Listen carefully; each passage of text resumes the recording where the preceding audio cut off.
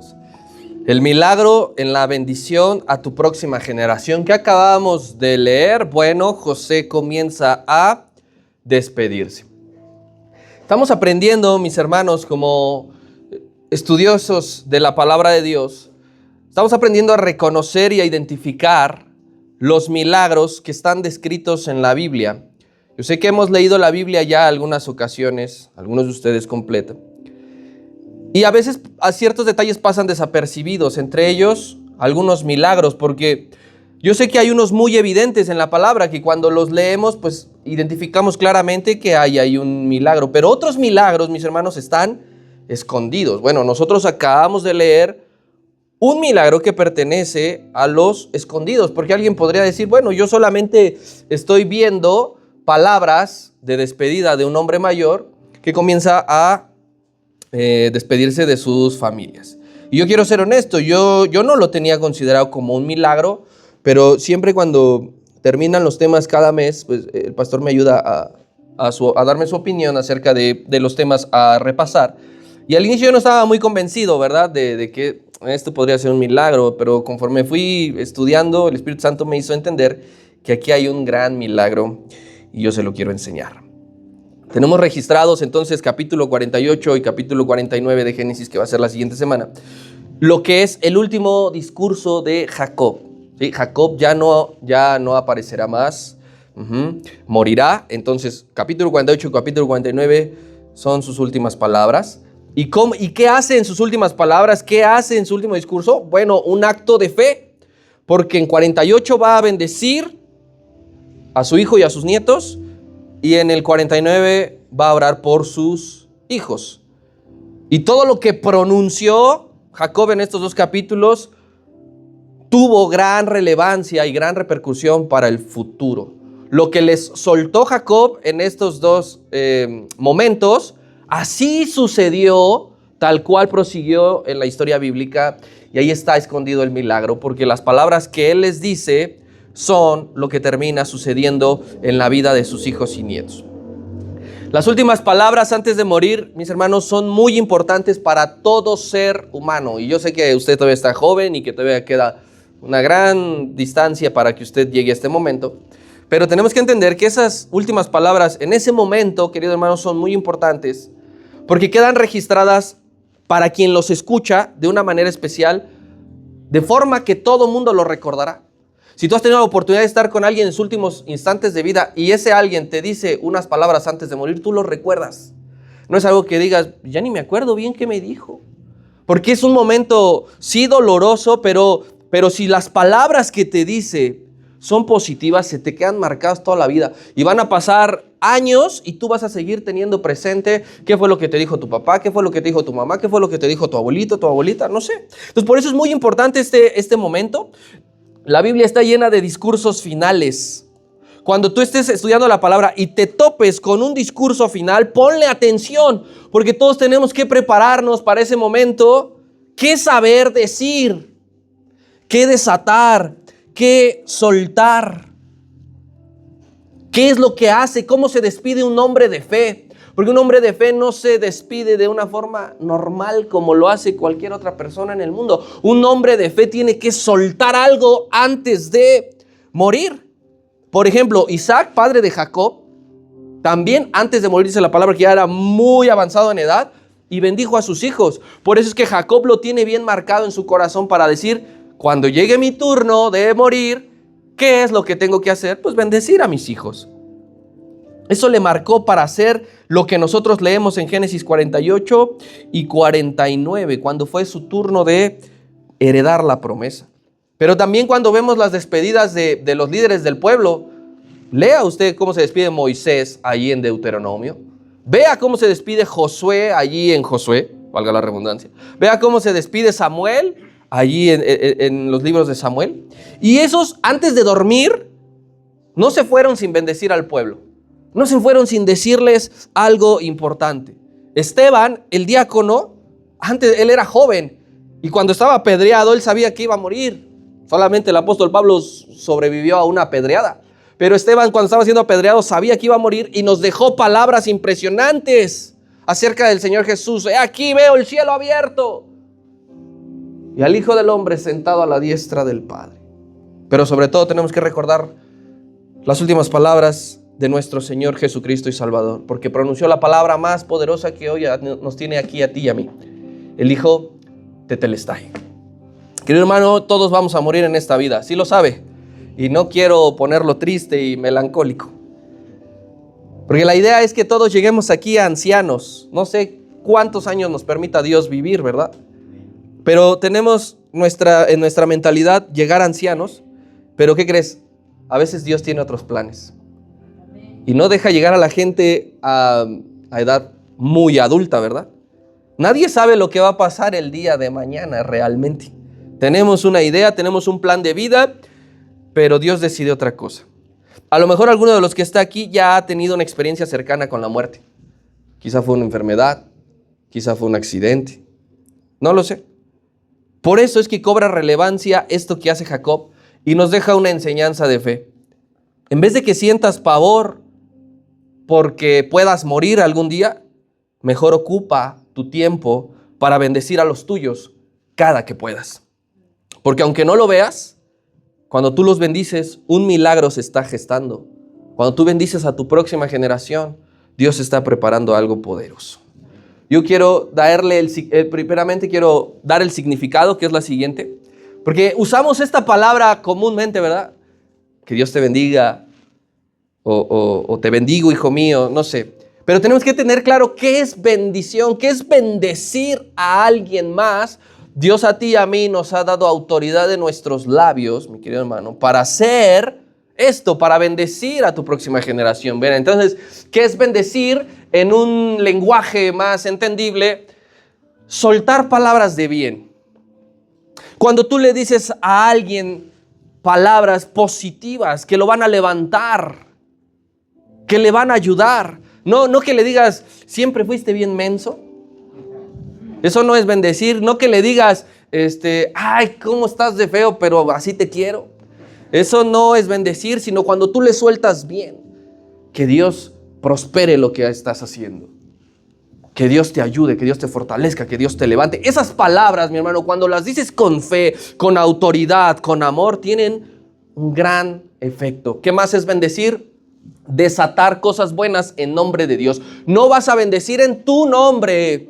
No vas a bendecir en nombre de tu familia, no vas a bendecir en nombre de tu nación, vas a bendecir en nombre de Dios. Así que cuando tú sueltes palabras de bien, siempre menciona el nombre de Dios, porque ahí está el poder, porque ahí está lo que va a producir, ahí está el efecto. En el nombre de Dios yo te desato esto, en el nombre de Dios yo te bendigo con esto, en el nombre de Dios. Jacob decía, el Dios de mis padres, el Dios que me ha guardado, siempre mencionando el nombre de Dios. Y también bendecir es provocar un estado de bienestar, porque esas palabras van a hacer que tu hijo, que tu nieto, que tu familia, que tu generación se encuentren en un estado de bienestar. Y esto no es por el gobierno, ¿verdad? No es por Morena. Esto es por el poder que Dios nos ha concedido por su nombre. Ahora, que la siguiente diapositiva, ya todos tenemos claro lo que es bendecir. Bien, vamos a ver la siguiente diapositiva, porque aquí yo le traigo como que en una imagen resumido lo que ahorita voy a empezar a desglosar. Va a haber 5 componentes, 5 integrantes, 5 ingredientes que componen este milagro. 5. Aquí va a haber 5. Número 1, gratitud. Para que haya un milagro de bendecir a la próxima generación, debe haber gratitud. Número 2, debe haber fe. Número 3, debe haber testimonio. Número 4, debe haber disposición. Y número 5, debe haber demostraciones de amor. Esos son los 5 ingredientes para que se geste un milagro de bendición a la próxima generación. Voy a darle lectura a versículos número 1 y 2, Génesis 48. Dice así: sucedió después de estas cosas. ¿Cuáles cosas? Que el pueblo, la familia de José llegó y se estableció en Gosén. Pasó un tiempo. Sucedió después de estas cosas que dijeron a José: he aquí tu padre está enfermo. Y entonces José tomó consigo a sus 2 hijos, Manasés y Efraín, y se lo hicieron saber a Jacob, diciendo: he aquí tu hijo José viene a ti. Entonces Israel, que es Jacob, se esforzó y se sentó sobre la cama. Fíjate cómo es bien interesante porque el escritor está haciendo un juego de palabras. El título de este capítulo dice: Jacob bendice a Efraín y Manasés. Fíjate el orden. Primero él pone Efraín y Manasés. En la parte final del versículo 1 pone Manasés y Efraín, invertidos. Y también Moisés juega con los nombres de Jacob e Israel. Y ahorita vamos a ver por qué. Entonces vamos a analizar el primer ingrediente que compone este milagro, que es la gratitud. Aquí cuando se nos enseña que a José le dijeron: tu padre está enfermo, José muestra nuevamente que es un buen hijo. Inmediatamente que van y le dicen: José, tu papá está enfermo, se ve muy mal, José sabía que ya estaba por morir. No era una gripita, no era un dolorcito de cabeza. José sabía que estaba próximo a morir. Entonces, ¿qué es lo que hace José? Va y lo visita. Va y lo ve al toque. No dijo: bueno, ahorita que salga de trabajar. Bueno, que se espere porque tengo... Acuérdate, José no vivía en Gosén. Jacob vivía en Gosén. José vivía en la capital. Entonces se tenía que desplazar hacia el norte. Pero lo grandioso de esto, de José, es que no fue solo a visitar a su padre. Le llevó a sus nietos. Le llevó a sus hijos. ¿Para qué? Para mostrarle cariño y afecto a Jacob. José toma a sus hijos. No, yo no quiero ir a ver a mi abuelo. ¡Qué aburrido! No, ahí está, no, huele bien feo. No, le dice, es que yo tenía una abuelita que sí olía así, pero, no, una bisabuelita, perdón, era mamá de, era abuelita de mi mamá. Y sí, cómo nos obligaba a ir a ver a la abuelita Pachita. Pero bueno, José toma a sus hijos y lleva a los nietos de Jacob para que él sienta el afecto y el cariño. Imagínate, cuando tú estás enfermo y te van a visitar, no me digas que no sientes nada. Sientes bonito. Los padres, los abuelos, tristemente no son eternos en este cuerpo. Todos lo sabemos. Tú tienes padres, tú tuviste abuelos o tienes abuelos. Y sabes, a lo mejor ya han muerto algunos que no son eternos. El apóstol Santiago nos va a enseñar que somos como neblina que se desvanece. Todos, no importa si eres profesionista o no, si eres pastor o no, si eres cristiano o no, todos los seres humanos somos como neblina que nos desvanecemos. Los padres, los abuelos no son eternos. Así que, querida iglesia, si tú tienes en este momento a los tuyos, debes estar con ellos. Para que se produzca un milagro de bendición a la próxima generación, muestra gratitud. ¿Por qué fue José y llevó a sus hijos? Porque José estaba agradecido por tener un padre, por lo que hizo su padre con él. A lo mejor se perdió muchos años cuando José estuvo en Egipto, pero los primeros 17 años José los recordaba y estaba agradecido. Porque a veces el rencor hacia los padres te hace: no, es que mi papá fue bien malo conmigo, mi papá no estuvo, mi abuelo me maltrataba o no sé. Y eso nos hace que cuando lleguen estos momentos decir: pues yo no voy, yo no lo atiendo. No, tú tienes que estar agradecido. Si tú tienes a los tuyos, no los descuides, mis hermanos. No dejes de visitar a tus adultos mayores, máxime cuando se acerca el tiempo de despedirse. No dejes de atenderlos, de estar con ellos. No los dejes, porque un buen día que tú digas: hoy sí no quiero ir, ese día pueden morir y tú te vas a arrepentir toda la vida. Entonces, siempre que puedas, siempre que esté en tu corazón y en tus posibilidades, ve. Porque hay quienes recluyen a sus ancianos en asilos para no tener que batallar con ellos, ¿verdad? No, yo ya no lo quiero cambiar, yo ya no lo quiero bañar, yo ya no quiero estar con ellos. No. Esa actitud no va a provocar la bendición para la siguiente generación. Si tú eres hijo, si tú eres nieto, gánate la bendición de tus antepasados. Gánatela. Gánatela con gratitud, gánatela con cuidados, gánatela con afecto sincero y real. No lo hagas por barbero: ya se va a morir y quiero la casa. Que no se olvide de mi nombre, que me escriba ahí. Y José está haciendo su testamento en vida. Gánate, hermano, la bendición de tus antepasados, siendo agradecidos porque te han cuidado. A ti tus padres te han cuidado desde que naciste. Obviamente no tenemos esos recuerdos, ¿verdad? Cuando somos bebés, pues no, ¿quién se acuerda aquí cuando era bebé? No. Pero desde que naciste, te bañaron, te alimentaron, te educaron, te formaron, te enseñaron. Todo eso te tiene que generar en ti una gratitud para que cuando llegue el momento en que ellos estén por partir, tú les retribuyas un poquito de lo mucho que ellos han hecho por ti. Amén. Bien. El siguiente elemento para que componga este milagro es fe. Fe. Ya vimos que la gratitud está en José cuando escucha que su padre está enfermo y lleva a sus hijos. Ahora, el otro elemento es fe, porque en el versículo 2 dice allí, se esforzó Israel. Jacob hizo el último esfuerzo para un acto tan poderoso. Jacob hizo su último esfuerzo. Estaba viejo, estaba enfermo, estaba cansado, estaba ciego, pero se esforzó para hacer lo que sabía que tenía que hacer. Y no fue un acto forzado. Papá, ya llegamos aquí están mis chavos. Órale, no estés molestando ahorita. No. Le dijeron, ¿quién vino? José y tus nietos. Hazlos pasar. Y se enderezó con su última energía, con su última fuerza para empezar a hacer lo que iba a hacer. Tenía totalmente desgastado el cuerpo Jacob, pero tenía fuerza en el espíritu. Y eso es bien importante. No vas a poder evitar nunca que el cuerpo se desgaste. No vas a poder retrasar que tu cuerpo se debilite. Lo que te tienes que asegurar es que tu espíritu siempre esté fortalecido. Que tu espíritu esté fuerte. Porque su aliento final Jacob lo usó no para reprocharles, ¿verdad? No para reclamarles, no para discutir, no para pelear. No, él no ocupó su último aliento para eso. Lo ocupó para bendecir. Jacob sabía que ya no iba a haber otra oportunidad, que ya quizá el día de mañana ya no amaneciera. Entonces dijo, es hoy.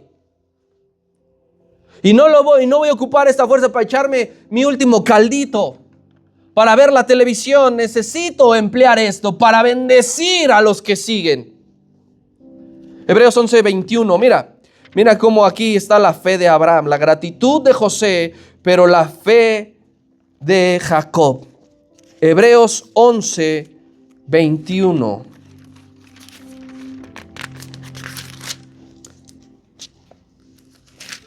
Dice, por la fe, ahí está, por la fe Jacob, al morir, bendijo a cada uno de los hijos de José.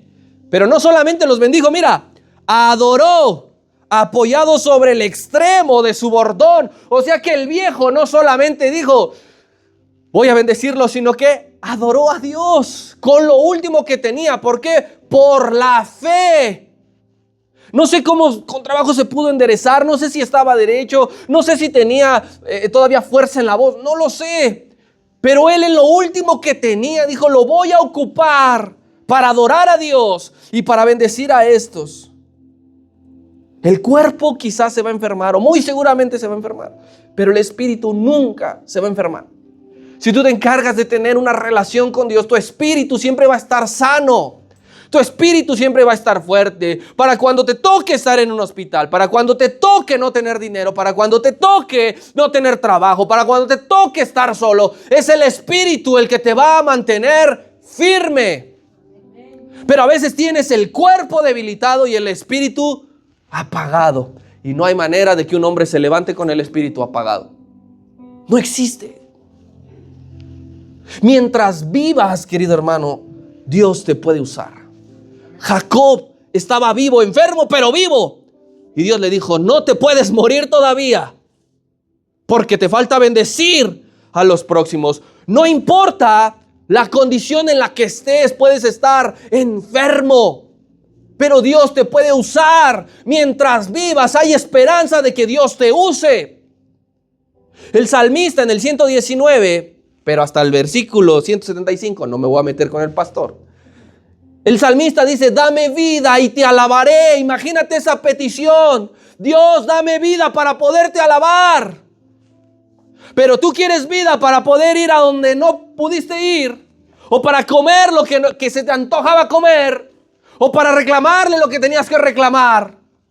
No. Tú tienes que pedirle vida a Dios para que Él te siga usando. Tienes que pedirle vida a Dios para que todavía seas parte del propósito y que Dios te diga, te falta una cosita. Por eso sacó a Elías de la cueva. Tú no puedes estar deprimido porque te falta ungir al rey y te falta que dejes al siguiente. Así que Dios no va a hacer que tus ojos se cierren y que tu aparato respiratorio deje de funcionar hasta que haya terminado tu propósito. Pero tu espíritu tiene que estar como fuerte.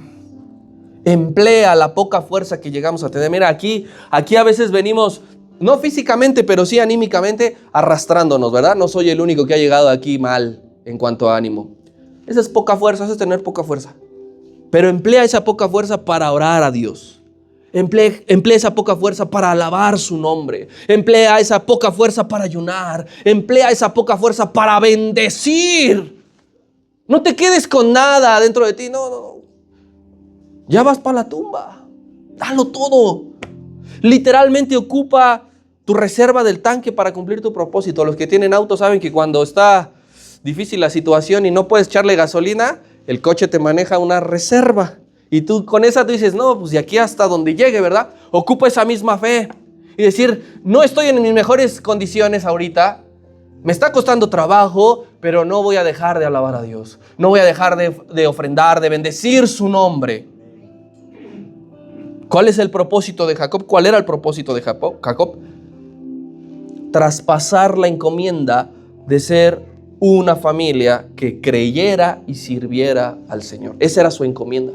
Y no podía estar quieto y tranquilo de decir, todavía no bendigo a los demás. Ni modo, así está bien. No, mi hermano, tú tienes una encomienda. Tú tienes un propósito que Dios te ha dicho, tienes que cumplir y tienes que pasar al siguiente. ¿Tú sabes si la cumples o no? Versículo número 3 y 4 de Génesis 48. Dice el 3, y dijo a José, Jacob está comenzando a hablar, y dijo José, el Dios omnipotente me apareció en luz en la tierra de Canaán y me bendijo.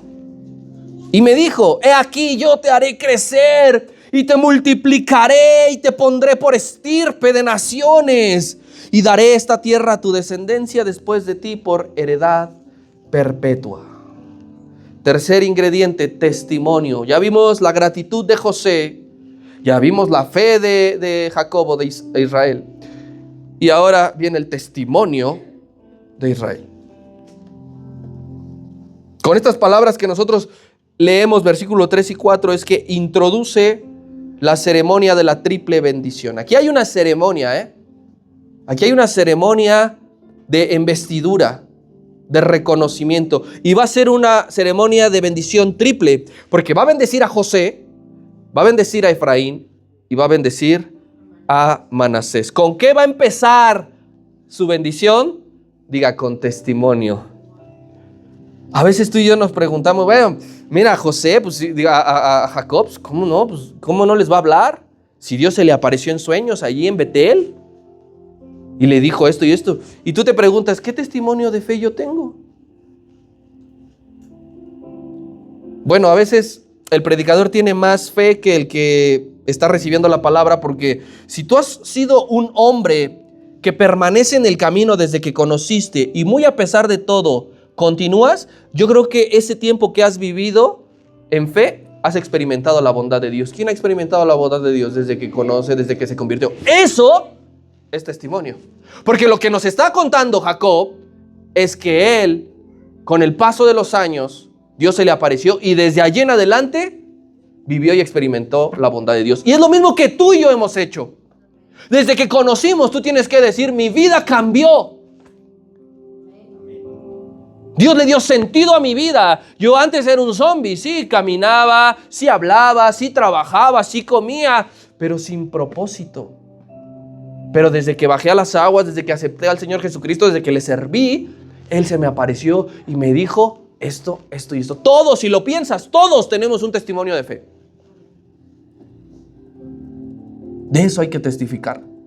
Y ojo, ese no debe ser el centro de tu discurso cuando te estés despidiendo o cuando estés compartiéndole a alguien.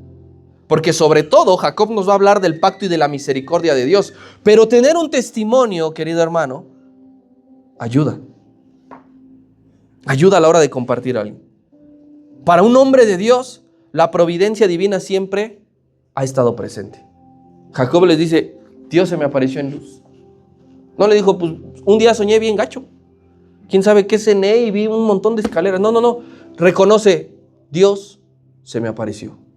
Dios me habló. Un hombre de fe sabe que todo lo que está viviendo y todo lo que está pasando es por providencia divina. No es suerte, no es casualidad. Si ya conseguiste aquello es porque Dios te bendijo. Si todavía no llega es porque o Dios no lo permite o todavía no es el tiempo. Todo eso, mi hermano, es providencia. Lo bueno y lo malo. Jacob empezará a hacer un recorrido de su vida de tal forma que a su generación no le va a dejar dudas que Dios es real. Tú tienes que compartir con tal pasión de Dios que la gente no dude de lo que estás diciendo. Tienes que creerlo tú primero. Es que Dios me cambió, Dios me hizo esto, Dios me transformó, Dios esto, yo le pedí eso. Y la gente misma va a percibir que Dios es real y decir, no me lo habían dicho de esa manera. No lo había entendido así, nunca lo había escuchado así. Jacob estará diciendo, hijos, Dios es real. Dios estuvo conmigo y Dios puede estar contigo si tan solo le obedeces. Si tan solo le crees. No hay dudas. Jacob se encargó de no dejar dudas que él fue un hombre usado por Dios, que Dios ha estado con él, y eso es suficiente para testificar.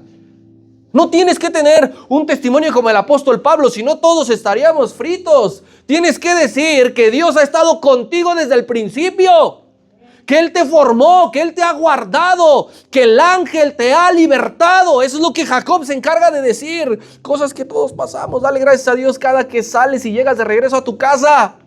Porque muchos mueren atropellados, muchos mueren en un asalto, muchos mueren en un hospital, en una cárcel. Tú dale gracias a Dios porque el ángel te liberta de todo mal. Cuando tú testificas como Jacob estaba testificando, ¿sabes qué es lo que produce? Un despertar en el corazón aún del más insensible.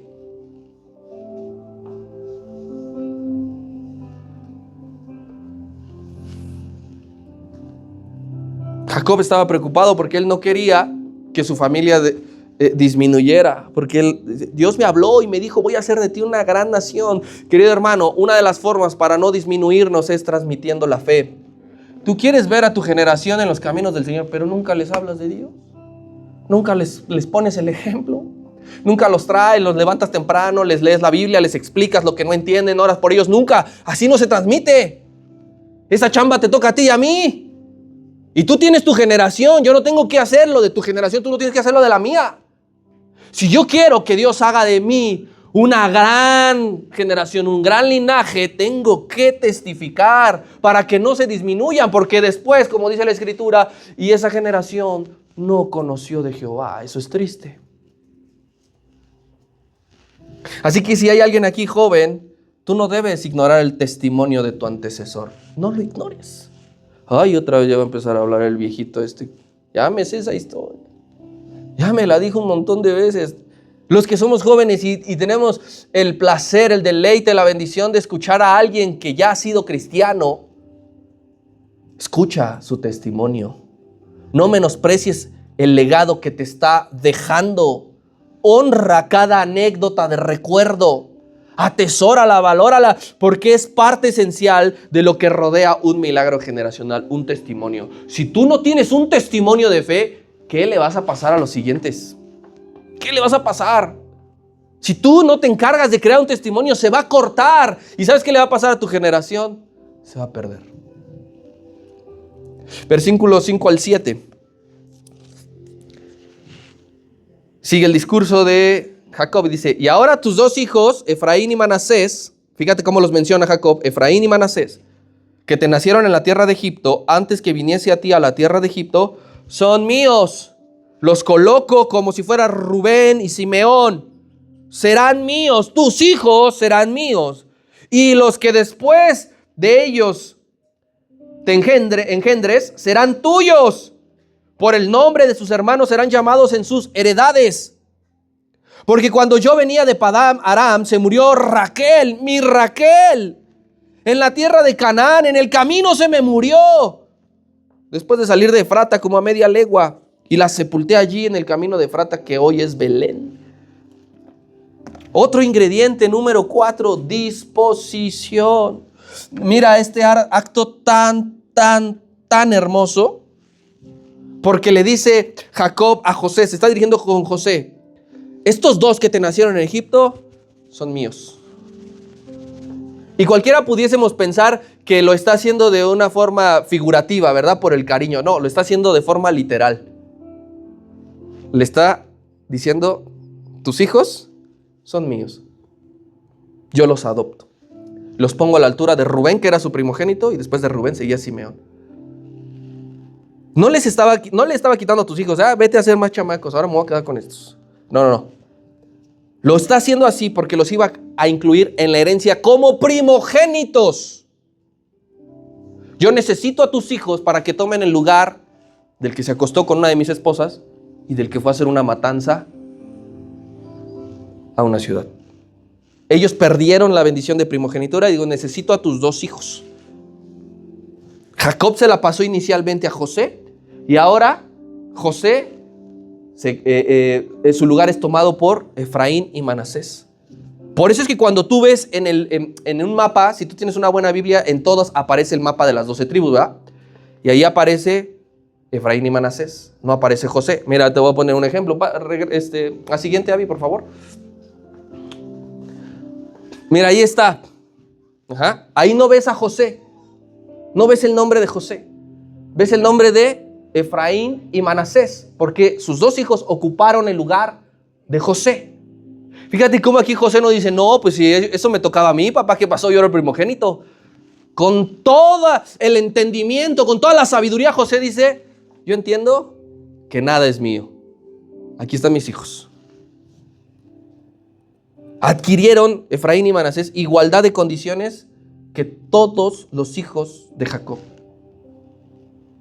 Y esto tiene un significado grandioso porque en lo espiritual significa que Jacob estaba arrebatando del mundo la vida de sus nietos y los estaba entregando en manos de Dios.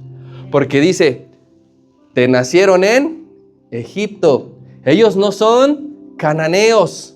Ellos no crecieron en un ambiente familiar como lo hiciste tú. Ellos crecieron aquí. Pero ¿sabes? A través de este acto de fe, yo estoy profetizando que no serán del mundo. ¡Ah, gloria a Dios! Ellos no van a vivir para el mundo. Porque esos dos muchachitos no tendrían más de 20 años. Y quiero que recuerdes qué hacías a los 20 años.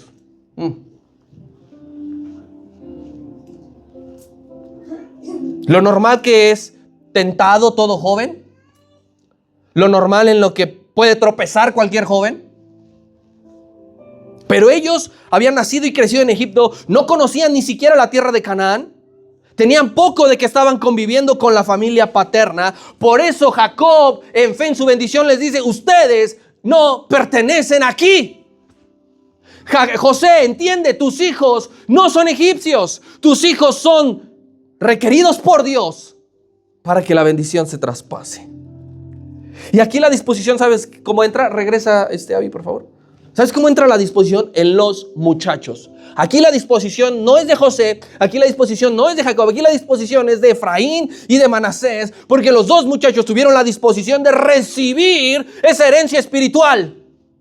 Porque cuando a ti te decían a los 15, 20 años, vamos a la iglesia, y tú decías, ¡qué flojera!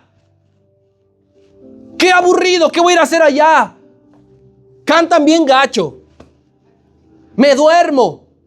No, los jóvenes dijeron, sí, yo recibo esa bendición. Sí, yo recibo la demanda que significa ser portador de una promesa. Allí hay disposición. Si tú quieres recibir bendición de tu antecesor, ten la disposición de hacerlo, que no es como tú quieras. A estos jóvenes no les dolió renunciar a los beneficios terrenales. ¿Qué voy a hacer con todas mis novias egipcias? Eran príncipes. ¿Qué voy a hacer con todas las costumbres en Egipto? Ellos no lo desecharon. Y más adelante veremos que Moisés hizo algo similar. Porque él tenía toda la herencia de príncipe en Egipto, pero lo dejó todo para irse a pastar ovejas. Estos dos muchachos tuvieron la disposición de ser herederos. Y no estamos hablando de dinero, porque así yo te digo, te han heredado millones de pesos. ¡Ay! Pero te digo, te han heredado el servicio, te han heredado que tienes que continuar el legado de fe. Como que no nos gusta tanto, porque sabes que es esfuerzo, sacrificio, sabes que es tiempo, lágrimas, sudor. Estos jóvenes estaban dispuestos a eso. Así que, querido hermano, y aquí hablo a los mayores que tienen una generación detrás, pelea con oración, pelea con bendición por tu próxima generación. Lo que tienes que hacer es declararlos para el Señor. Jacob está diciendo, nacieron aquí, pero son míos. Los reclamo para Dios. Tú tienes que hacer eso. Tienes un menor, tienes varios menores, tienes que orar por ellos y decir, ustedes servirán al Señor. Porque Dios los ha escogido. Porque Él tiene cosas grandes para ustedes. Decláralos para el Señor todos los días. Ora por ellos. Guárdalos en la escuela. Todos somos como Timoteo, querido hermano, producto de la bendición en fe de un antecesor. Timoteo no llegaría a ser lo que fue si no fue porque Loida y Eunice oraban y le declaraban grandes cosas a un niño. Para que alguien llegue a ser pastor joven, para que alguien sirva al Señor a la edad que tenía Timoteo, no más de 30 años, era porque la generación anterior le echó todos los kilos en oración, le echó todos los kilos en bendecir. Nada de que hay que flojera ahora. Ay, hoy no tengo ganas, me hizo enojar y... ¡Uy! No, todos los días aquí. ¿Sabes por qué tú y yo estamos hoy aquí? No porque digas, ay, soy un peleador fervoroso en la fe y no sabes lo que me cuesta. No, estamos aquí porque hubo alguien que dijo, mío eres tú, yo te engendré hoy. Las mismas palabras que le dijo Jacob a José de sus hijos, Dios te la dijo a ti. Mío eres tú, yo te arrebato, no eres del mundo, no perteneces a Egipto. ¿Sabes quién es ese alguien? Jehová de los ejércitos. Tú y yo fuimos adoptados, fuimos incluidos en la familia de Dios. Y dice el apóstol Pablo, fuimos bendecidos con toda bendición espiritual. Porque tú quieres la bendición física, monetaria, y quizá Dios te la pueda conceder. Pero lo que más te debe ocupar es ser galardonador de la bendición espiritual. Toda la bendición que hay en los cielos, toda la bendición que hay en el reino de Dios, Dios te la ha desatado. Tú vives bendecido por Dios. Tú vives declarado por Dios como suyo. Pero tienes que tener la disposición de renunciar a Egipto. ¿Cuántos dicen amén? ¿Quieres la bendición de Dios? ¿Quieres pertenecer a la familia de Dios? Tienes que renunciar a Egipto. Tienes que decir, ¿cómo disfrutaba hacer esto? ¿Cómo me gustaba hacer esto? Pero ahora he entendido que Dios me pide que lo deje. Ahora he entendido que Dios no puede lograr en mí si yo sigo haciendo esto, diciendo esto. Y si tú tienes la disposición, hermano, hermana, de dejar a Egipto atrás y no considerarlo tu casa, este mundo no es tu casa, este mundo no es tu destino final, Dios te va a llevar mucho más allá de lo que has imaginado. Versículo 10 y 11, regresamos aquí. 10 y 11 de Génesis 48 dice, y los ojos de Israel estaban tan agravados por la vejez que no podían ni ver. Les hizo pues acercarse a él, y él les besó y les abrazó.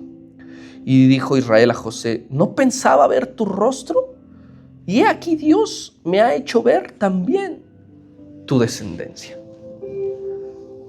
Quinto y último elemento para que este milagros se dé, demostraciones de amor. Sí, bendice con palabras, desátales cosas, pero que nunca te falten los actos de cariño. Jamás, jamás te falten. Las palabras son lo más importante a través de la fe, pero un abrazo nunca está de más. Un beso nunca está de más. Aquí el viejito les dice, míos son, y los abraza y los besa. Imagínate eso. Abraza a tu generación, bésala, no solo simbólicamente, sino físicamente. Porque Dios te ha dado una familia para que también les demuestres amor. Dios no te dio una familia para ser solitario, para decir, no, es que él es así, le cuesta trabajo. Entonces Dios te dio una familia para que tu corazón se sensibilice. Para que no esté duro como una piedra y digas, ay no.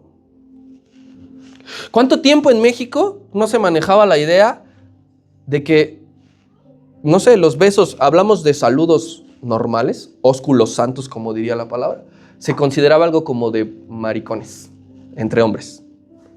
Y entonces eso fue un freno. ¿Para qué? Para que pues, no se besara papá o a hijo o no sé.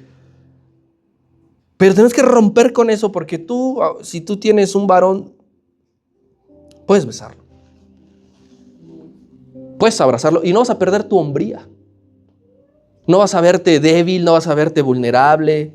No, puedes hacerlo. Aquí dice que sus ojos ya estaban casi cerrados, no veía nada, puras sombras. No alcanzaba a identificar quién era quién. Tus ojos físicos algún día se apagarán. A lo mejor tú necesitas lentes, no sé cuánta graduación tienes, miopía, astigmatismo, no sé. Algún día tus ojos se van a apagar. Pero los ojos de la fe te van a llevar a bendecir a tu próxima generación en amor y en fe. Tus ojos ya no verás, pero los ojos de la fe, porque dice el apóstol Pablo, por fe andamos, no por vista. Esa vista de la fe espiritual te hace orar. No decir, pues como ya no veo, no sé a dónde voy a apuntar. La fe hizo que Jacob hiciera esto. Y aquí el versículo 11 es algo que debes de sentir melancolía. Cuando lees la palabra de Dios tienes que intentar trasladarte a lo que estás leyendo. El versículo 11 está lleno de melancolía. Imagínate a un viejito, 147 años, llorando, diciendo, yo no pensé que te iba a volver a ver. Y ahora Dios incluso me permite ver a los tuyos. Eso es poderoso. Porque Dios tiene muchas maneras de restaurar. Restauró el corazón de Jacob. No dejó que se fuera a la tumba con el corazón destrozado, creyendo una mentira de que José había muerto. Nadie de sus hijos se va a la tumba con el corazón destrozado. Dios les restaura. ¿Y cuál fue la manera de restaurarlo? Dios le dijo, aquí está tu retribución, Jacob, por tu fe y tu esmero final. No solo besa a tus hijos, besa a tus nietos. Porque cuando tú piensas que todo está perdido, ahí aparece el Señor haciendo un milagro grande. Cuando tú crees que Dios se olvidó de ti, cuando volteas, cuando despiertas, cuando amaneces, Dios obró lo que por muchos años estuviste esperando. Dios hizo lo que tu corazón tanto necesitaba. Versículo 14 al 16. Yo tengo que meterle aquí velocidad, si no me voy a quedar. 14 al 16. Si te fijas, estoy saltándome algunos versículos. En casa puedes volver a repasar todo. Dice así el 14. Entonces Israel extendió su mano derecha y la puso sobre la cabeza de Efraín, que era el menor, y su mano izquierda sobre la cabeza de Manasés, colocando así sus manos adrede, aunque Manasés era el primogénito. Y bendijo a José diciendo, el Dios en cuya presencia anduvieron mis padres, Abraham e Isaac, el Dios que me mantiene desde que yo estoy hasta este día, el ángel que me liberta de todo mal, bendiga a estos jóvenes y sea perpetuado en ellos mi nombre y el nombre de mis padres Abraham e Isaac, y multiplíquense en gran manera en medio de esta tierra. Y aquí viene la explicación del por qué hay un juego entre, a veces colocan Manasés primero y luego Efraín y Manasés. Naturalmente, biológicamente, el orden es Manasés y Efraín, porque Manasés nació primero, abrió matriz de la esposa de José. Pero espiritualmente, el primero era Efraín. Entonces, cuando vemos nosotros Manasés y Efraín, nos está dando una explicación natural. Cuando vemos nosotros Efraín, Manasés, está dando una explicación espiritual. A la próxima generación, hermano, esto es muy importante. A la próxima generación, a tu próxima generación, se le bendice en vida. Porque muerto ya no puedes hablar. Los muertos no hablan. A tu próxima generación lo tienes que bendecir cuando estás vivo, aun sea tu último día en esta tierra. Aun sea tu última fuerza, tu último esbozo de aliento, se bendice en vida. No te vayas con la carga en tu alma y en tu corazón de que no dijiste nunca nada. No te vayas con ese pesar de que te quedaste con todo. ¿Sabes qué te vas a llevar a la tumba? Lo que tienes que hacer es en vida, en vida, en vida. Los reconocimientos son en vida. A veces el gobierno pone estatuas, nombra calles, etcétera, cuando ya están muertos los personajes. Hay que honrar en vida. Desde hoy, hermano, si no tenías esa práctica, bendice en vida. Aún te falten todavía 50 años de vivir, bendice en vida. Desátales cosas trascendentes, desátales cosas de reino, no cosas banales. Analiza lo que les está desatando aquí Jacob. Cosas de reino, cosas espirituales, cosas trascendentes, cosas que no se corrompen. ¿En qué les bendijo? Les dijo, sigan colaborando en el cumplimiento de la promesa de Dios. Los bendigo a ustedes como el siguiente eslabón en la cadena de la promesa de Dios. Continúen con la trayectoria que viene desde Abraham, mi abuelo, mi padre Isaac. Y ahora les corresponde a ustedes. Sigan adelante. Para empezar les dijo eso. Y para segundear, ¿sabes qué? Algo que sí te va a gustar. Los bendijo con fertilidad. Multiplíquense. Que en tu generación no haya un solo estéril. Que todos los hijos que Dios te dé sean producto de tu fuerza y de tu vigorosidad. Eso es bendición, hermano. Porque hay muchos que no tienen un heredero porque nunca pudieron. Quisieron, pero nunca pudieron. Aquí Jacob le está diciendo, sean prósperos, sean abundantes. Y todas estas cosas las encontramos basadas en la palabra de Dios. No fue como que el Jacob estaba bien chanfleado. ¿De dónde se sacó eso? Todo lo que tú bendigas a tu próxima generación, que la base siempre sea la palabra de Dios, que el respaldo aquí lo encuentren. Saca de tu boca la banalidad para tus próximos hijos. Porque si no tienen la casa del año, el carro del año, en realidad no importa que su espíritu esté fervoroso en la presencia de Dios. Eso es lo que hay que encargarnos de transmitir. Versículo 17 al 20. Pero viendo José que su padre ponía la mano derecha sobre la cabeza de Efraín, le causó un gran disgusto a José. Y asió la mano de su padre, se la quitó para cambiarla de una cabeza a otra. Y dijo José a su padre, no, viejito, así no. Porque Manasés es el primogénito. Pon tu mano derecha sobre él. Mas su padre no quiso y dijo, lo sé, hijo, lo sé. También él vendrá a ser un pueblo y será también engrandecido. Pero su hermano menor será más grande que él y su descendencia formará multitud de naciones. O sea, Jacob estaba así y José quería que estuviera así. Y aquí hay algo grande. Estamos por terminar apenas el primer libro de la Biblia. Yo sé que en Génesis hay mucha genealogía, pero esta es la sexta vez que Dios invierte con propósito la bendición de primogenitura.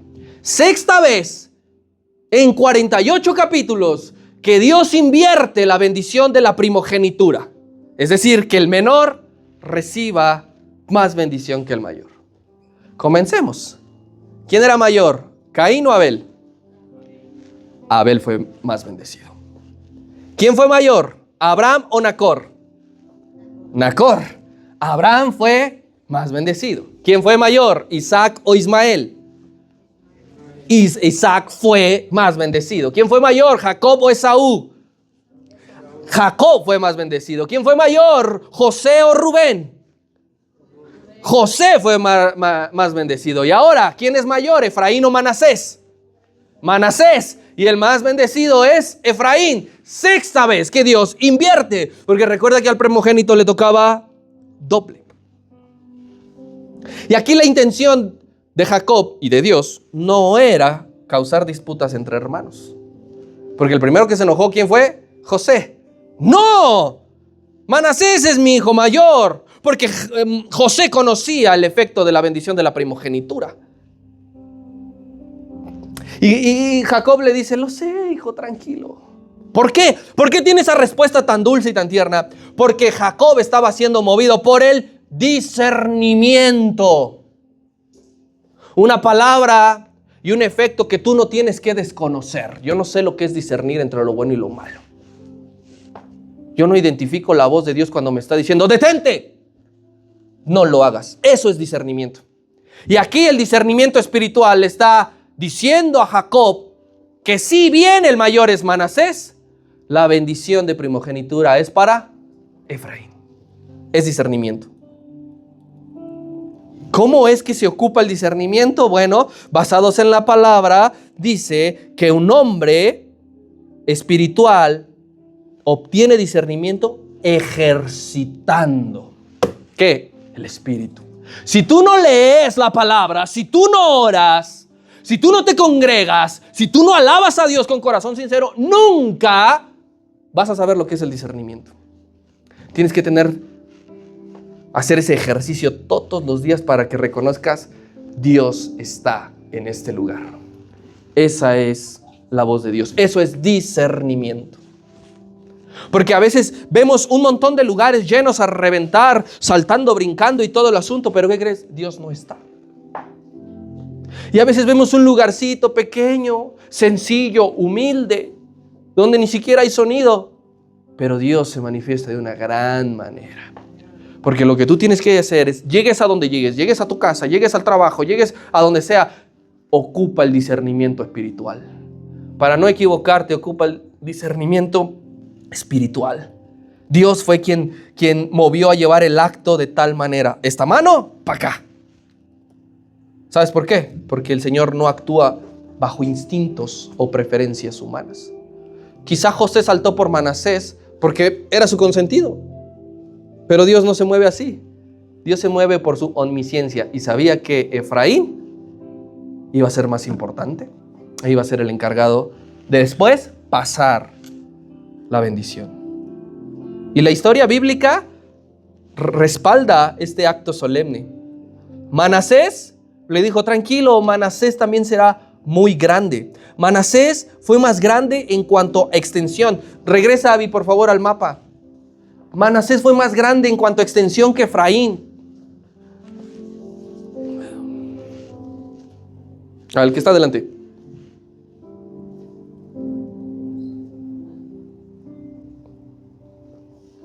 Si tú te fijas, Manasés tiene dos porciones, dos pedazos. Una al oriente y otra al occidente. Ahí está, Manasés. Se cumple porque fue engrandecido. Cuando Moisés hace el conteo, ahí en Números, que hace el censo, la tribu de Manasés tenía 20,000 hombres más que la de Efraín. Ahí está que era más grande. Pero ese Efraín pequeño, querido hermano, fue más reconocido que Manasés. De esta tribu de Efraín pasarían algunos años para que surgiera un hombre llamado Josué. ¿Y quién fue Josué? El que conquistó la tierra prometida. Porque muchas veces encontramos en la palabra que para referirnos a Israel le llaman ¿cómo? Efraín. Lo que soltó Jacob no fue palabras al aire, fue discernimiento espiritual que aquí está respaldado. Lo que tú tienes que decir con poder, en fe, que Dios te mueva, que Dios te dé el discernimiento, se va a cumplir sí o sí. Pero si tú solamente dices palabras que, ay, es que motivadas por tu estado de ánimo, motivadas por cómo te encuentras hoy, no va a tener ningún efecto.